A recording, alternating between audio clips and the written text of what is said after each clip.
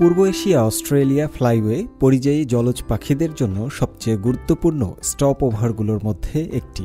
সম্প্রতি উত্তর পূর্ব চীনের লিয়াওনিং প্রদেশের তান্তং সিটির এই জলাভূমি রিজার্ভে লাখ লাখ পরিযায়ী পাখির দেখা মিলেছে।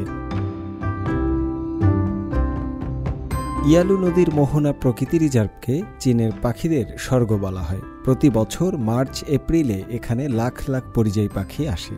রিজার্ভের একজন কর্মকর্তা জানান, সম্প্রতি কয়েকদিনের মধ্যে ওশিনিয়া থেকে প্রায় ৩ লাখ পাখি এখানে এসেছে। ১ মাস বিশ্রামের পর পাখিগুলো পুনরায় মে মাসের শুরুতে তাদের প্রজনন স্থানে ফিরে যাবে।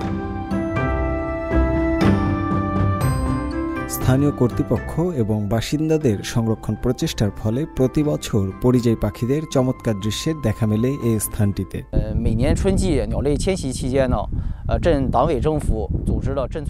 প্রতি বছর পরিযায়ী ঋতুতে আমরা আঞ্চলিক জোনিং ব্যবস্থাপনা পদ্ধতি গ্রহণ করি।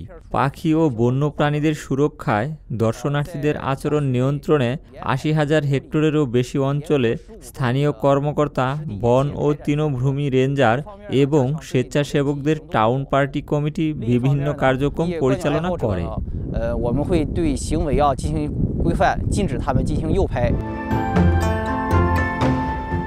এছাড়াও মৎস্য বিভাগগুলো বিভিন্ন উদ্যোগ গ্রহণ করে থাকে।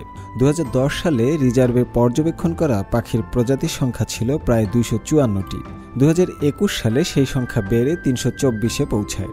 এই সংরক্ষণ প্রচেষ্টার ফলে মূলত চীন পরিযায়ী পাখিদের জন্য একটি নিরাপদ আশ্রয়স্থল হিসেবে গড়ে উঠেছে, পাশাপাশি স্থানীয় পর্যটন শিল্পকেও বিকশিত করেছে। শুভ আনোয়ার, সিএমজি বাংলা।